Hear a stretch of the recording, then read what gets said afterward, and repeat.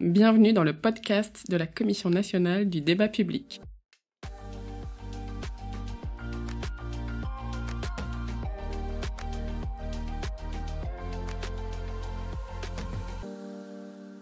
Imaginez une entreprise étrangère qui s'implante en France. Une entreprise qui veut construire une usine de batteries électriques dont le coût est évalué à 5 milliards d'euros. Une entreprise qui découvre le droit français de chacun et chacune d'être informé et de participer à l'élaboration des décisions publiques ayant une incidence sur l'environnement. Cette entreprise, c'est Prologium.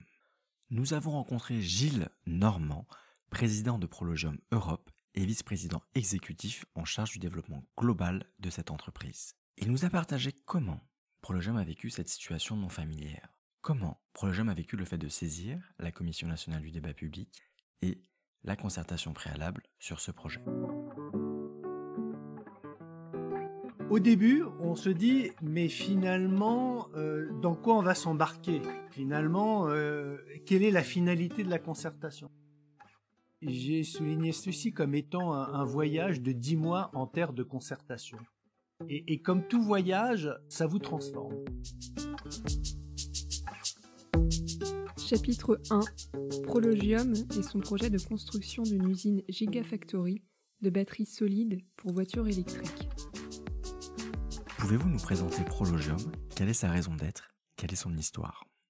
Alors, Prologium est une entreprise taïwanaise qui a été créée maintenant il y a à peu près 18 ans et dont la vocation est de développer et de fabriquer les batteries de prochaine génération avec une technologie en rupture parce qu'on appelle cela des batteries à état solide, c'est-à-dire qu'elles ont une nette amélioration par rapport aux batteries actuelles, notamment en termes de sécurité, en termes de densité énergétique, en termes de chargeabilité, en termes de masse et en termes de recyclage. Donc ce sont des bénéfices très importants pour aller ce qu'on va appeler la deuxième étape du développement du véhicule électrique. Si j'ai bien compris, on est sur des batteries pour les véhicules électriques. Alors 90% du marché à terme de la batterie va être pour des applications automobiles.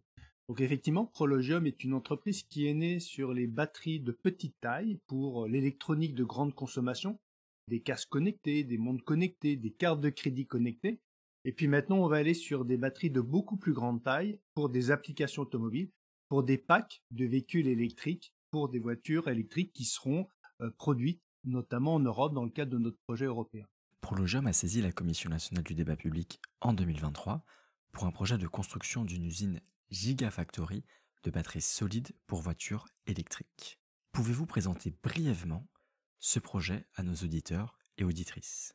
On a saisi la CNDP dans le cadre d'un projet de batterie solide dans le Dunkerquois. L'idée est de développer une Gigafactory de 48 gigawattheures à terme. Ça générera 3000 emplois directs. 48 gigawattheures, ça permettra d'équiper entre 500 000 et 750 000 véhicules électriques par an. Donc c'est très gros. Alors bien sûr, ça va être une montée en cadence progressive en fonction des conditions du marché. Mais il était important d'aller voir la CNDP puisque c'est un investissement de plus de 5 milliards d'euros. Et donc, à partir d'un certain niveau d'investissement, il est important que ce soit fait dans le cadre d'une concertation préalable sous l'égide de la CNDP pour que l'entreprise puisse se présenter auprès du territoire et que les habitants du territoire puissent bien connaître les tenants et aboutissants de notre projet.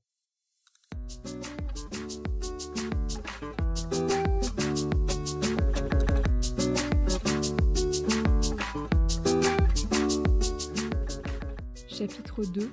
La concertation préalable vue par Prologium. Ça a été effectivement une découverte à plusieurs titres. Premièrement, puisque Prologium est une entreprise taïwanaise. Et donc le fait d'arriver dans notre projet dans le Dunkerquois a été le fruit d'à peu près un an de travail. On a commencé par étudier près d'une centaine de sites dans 13 pays européens et par itération successive, on est arrivé à choisir le site de Dunkerque pour notre Gigafactory. Alors, on s'est dit, très bien, si on veut avoir une Gigafactory, comment fait-on? Donc là, il y a eu tout un travail qui a été fait par les équipes sous-préfectorales pour commencer à nous sensibiliser sur un certain nombre d'actions que nous devions mener pour pouvoir avoir les autorisations de construire. Et puis, la première étape étant d'aller voir la Commission nationale du débat public pour présenter notre projet et définir d'un cadre pour une concertation préalable. Donc c'était une découverte au niveau de Prologium entreprise taïwanaise. C'était une découverte pour moi-même, puisque moi j'ai joint Prologium il y a 2 ans, je venais de l'industrie automobile et je n'avais jamais fait de concertation préalable, et donc il a fallu qu'on apprenne aussi ce processus. Au début, on se dit, mais finalement, dans quoi on va s'embarquer? Finalement, quelle est la finalité de la concertation? La Commission nationale du débat public a ceci de bien, c'est que très rapidement, elle a nommé 2 garants. Donc Madame Royal et Monsieur Laure en ce qui nous concerne, qui nous ont vraiment, je dirais, coachés, parrainés dans le processus pour nous faire comprendre les tenants et les aboutissants du projet, pour trouver la bonne tonalité, pour préparer des documents. On a fait des supports qui étaient très intéressants. On a fait des supports de plus de 80 pages pour présenter le dossier, mais qui nous ont aussi aidés à faire mûrir notre projet, à le présenter de manière simple, de manière didactique, de manière compréhensible, de le présenter de manière factuelle. Ils nous ont alerté, attention, vous ne pouvez pas être trop marketing, il faut être factuel, puisque vous devez la transparence aux personnes du territoire, et puis vous devez aussi avoir une organisation. On avait une plateforme digitale qui encourage la participation et les suggestions par les personnes du territoire. Et puis, dans le processus, donc non seulement on a fait les documents qui étaient importants, mais aussi on a fait toute une plateforme de communication avec 13 événements publics. Hein. On est allé sur des marchés le matin, on est allé dans des écoles, dans des universités, on a fait des tables rondes très riches, et donc on a découvert via les garants la richesse, un peu la complexité, mais la richesse du processus de concertation préalable. Et au final, quel est votre point de vue sur cette concertation? Alors j'ai eu l'occasion de le dire le 14 février dernier lors de la commission plénière de la CNDP où nous avons fait le bilan de cette étape. Et j'ai souligné ceci comme étant un voyage de 10 mois en terre de concertation. Et comme tout voyage, ça vous transforme. C'est-à-dire que je crois que l'entreprise et notre projet est sorti de la phase de concertation préalable différent de la manière dont il y est entré.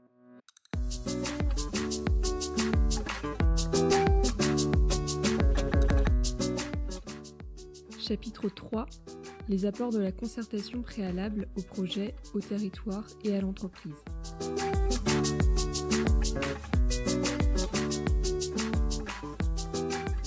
Et je crois que c'est vraiment très positif. Moi, j'ai apprécié énormément un certain nombre d'éléments dans ce processus. Le premier élément, c'était la rencontre du territoire, de ses habitants et de ses partenaires stratégiques fondamentaux. Et donc, encore une fois, Prologium est une entreprise taïwanaise, est allée à la rencontre. On a eu des collaborateurs taïwanais qui sont venus avec nous et ont découvert le territoire et ont écouté et entendu les attentes, les inquiétudes ou les intérêts des habitants du territoire. Et donc c'était un premier élément, c'était une rencontre au niveau du territoire avec beaucoup d'acteurs différents. Encore une fois, des gens sur le marché, des universitaires, des écoliers, puisqu'on est allé au lycée général et technique de Dunkerque, des tables rondes très élaborées avec un certain nombre d'acteurs qui sont venus amener des éléments importants et voire contradictoires sur le développement du véhicule électrique. Donc ça nous a permis de comprendre, nous, entreprise Prologium, le territoire, ses habitants, ses préoccupations. Et je crois que c'était aussi pour nous un élément unique pour présenter notre projet, pour nous présenter et pour nous mieux faire connaître et répondre à un certain nombre de questions. Donc je dirais que c'était vraiment un forum privilégié d'échange.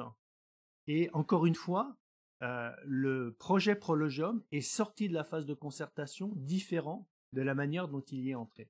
Et donc vous dites que le projet a évolué entre avant et après la concertation. Est-ce que vous pouvez nous donner des exemples? Je vais vous donner 2 exemples qui pour moi sont extrêmement emblématiques. Le premier exemple, très tôt dans la concertation préalable, on nous a sensibilisés à l'utilisation de l'eau industrielle. Nous n'utilisons pas d'eau industrielle dans le processus de fabrication, mais nous utilisons de l'eau industrielle pour rafraîchir notre usine, pour réduire la température dans le processus de fabrication. Initialement, lorsqu'on a fait le premier calcul, on était à 5 millions de mètres cubes par eau par an, ce qui est énorme. On nous a sensibilisés en disant attention, c'est quand même beaucoup d'eau, il faut que vous optimisiez cela. Petit à petit, par itération successive, on a travaillé avec d'autres acteurs qui avaient fait le même travail sur le Dunkerquois, qui nous ont soumis des suggestions. Et bien, par itération successive, on est tombé à 200 000 mètres cubes par an. C'est-à-dire qu'on a divisé par 20 la consommation d'eau industrielle. Et pourquoi ça a été fait en ce sens? Parce que, encore une fois, Prologium est une entreprise taïwanaise et la référence que l'on avait à Taïwan, qui est un pays sous-tropical, c'est une chaleur plus élevée, mais avec des précipitations beaucoup plus élevées que l'on peut avoir maintenant en Europe. Et donc, pour eux et pour nos équipes techniques, utiliser de l'eau pour rafraîchir l'usine n'était pas un problème puisque l'eau était en abondance. Mais c'est plus le cas du territoire en Europe, c'est plus le cas du Dunkerquois. Donc, on nous a demandé de faire ces économies. Et donc, ça nous a amené à reconcevoir les systèmes de rafraîchissement de notre usine, avec par exemple un refroidissement par air, avec une récupération des eaux pluviales, de manière à réduire notre consommation d'eau. Ça, c'est le premier exemple, c'est très concret, et je pense que c'est assez emblématique, comme quoi la concertation préalable peut aider l'industriel à modifier son projet par rapport à ce qu'il avait en tête à l'origine. Le deuxième élément qui pour moi est très concret, c'est j'étais avec le sous-préfet lors d'ateliers que nous avions à l'université littorale Côte d'Opale à Dunkerque et nous faisions s'exprimer un peu les personnes sur ce que devrait faire Prologium pour promouvoir l'emploi au sens large du terme. Et personne nous a dit, mais vous savez, il y a un réservoir de personnes qui voudraient travailler qui sont les femmes monoparentales. Et le problème, c'est qu'il y a un manque de crèches. Et comme il y a un manque de crèches, elles ont des difficultés à aller travailler. Si vous pouviez amener une solution à ce manque de crèches, eh bien, ça permettrait de débloquer un certain nombre de personnes pour aller vers l'emploi et notamment vers les gigafactories qui sont en train de s'installer. Eh bien, le sous-préfet a pris l'initiative il y a 2 mois, suite à cette discussion de la concertation préalable, de lancer au niveau du Dunkerquois un chantier de travail sur le développement des crèches pour pouvoir promouvoir le travail des femmes en situation monoparentale. Donc c'est un deuxième exemple très très concret du résultat du travail qui a été fait pendant la concertation préalable avec Prologium et RTE qui était notre co-maître d'ouvrage aussi.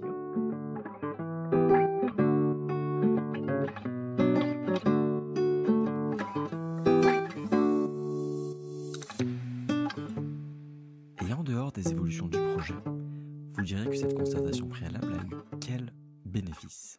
Alors, comme je dis, et je crois que c'était fondamental, ça a permis 2 choses. La première chose, c'est vraiment de Prologium de comprendre le territoire, de comprendre les préoccupations et finalement de pouvoir, et c'est la deuxième chose, s'engager par rapport à ces considérations. Le sujet important qui est ressorti de la concertation préalable n'a pas été tellement de questionnement sur le projet en tant que tel. On est une usine Seveso-Seuil-Haut, mais finalement les habitants de Créhuit, de Bourbourg, qui sont ceux où se trouve notre terrain, nous ont dit vous serez la 18e usine Seveso sur le territoire et on est à proximité la plus grande centrale nucléaire européenne. Donc le problème c'est pas tellement cela pour vous en tant qu'industriel isolé. Le problème, c'est plus des préoccupations liées à l'aménagement du territoire. Comment on va faire pour gérer la mobilité, puisqu'il y a beaucoup de nouveaux emplois qui vont être créés dans le Dunkerquois. Le logement, l'emploi à la formation, la gestion de l'eau industrielle, conserver l'attractivité du territoire. Donc finalement, on a eu un certain nombre d'éléments qui sont ressortis de la concertation préalable. Et maintenant, nous sommes rentrés en phase de concertation continue et nous avons identifié avec les équipes un certain nombre de chantiers pour lesquels nous allons continuer à donner des réponses sur ces éléments, plus d'aménagement du territoire, avec la participation de la communauté urbaine de Dunkerque, des équipes sous-préfectorales et préfectorales, Et bien entendu, nous avons continué à donner des informations sur notre projet, notamment en vue du dépôt du permis de construire et du dépôt du dossier environnemental, qui sont des étapes clés dans le cadre de la concertation continue jusqu'à l'enquête publique.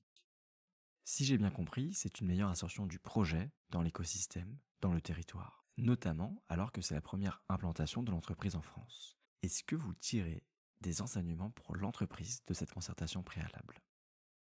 Tous les documents qui ont été faits ont été traduits en anglais et en chinois. Et je peux vous dire qu'on y a passé beaucoup de temps parce que chaque mot a été analysé, etc. Et finalement, ce processus a permis aux équipes taïwanaises de découvrir notre projet, de mieux le comprendre d'une certaine manière, et surtout de mieux comprendre le territoire et de mieux comprendre la manière dont on présentait notre projet. Donc la réponse est oui, est très concrète. Ça a permis aux équipes de Taïwan de découvrir ce que c'est qu'une concertation à la française, mais ça nous a aussi permis de mûrir notre projet parce qu'il a fallu que non seulement on le finalise, mais aussi qu'on le présente de manière didactique et compréhensible et que ça reste pas sur une présentation très technique du projet. Et je pense qu'on a beaucoup gagné sur, la maturité de notre projet et 2, sur la présentation et l'explication simple de notre projet, aussi auprès de nos équipes taïwanaises.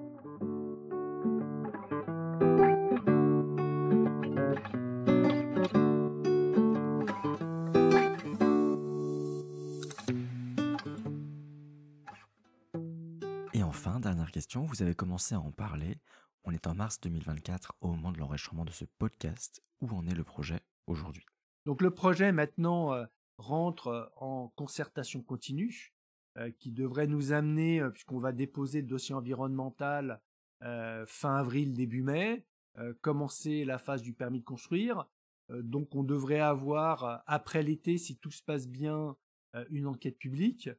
Et puis, si finalement on est capable de donner tous les éléments avec les dossiers en temps et en heure, avec la qualité requise, et en ce sens, on est extrêmement bien appuyé par les équipes sous-préfectorales qui vraiment nous aident et nous guident sur la construction de ces dossiers. Eh bien, on peut espérer avoir une cérémonie de pose de la première pierre pour notre usine fin 2024 ou en janvier 2025. 2 ans pour construire l'usine. La première étape devait être finalisée fin 2026 pour un démarrage en production début 2027.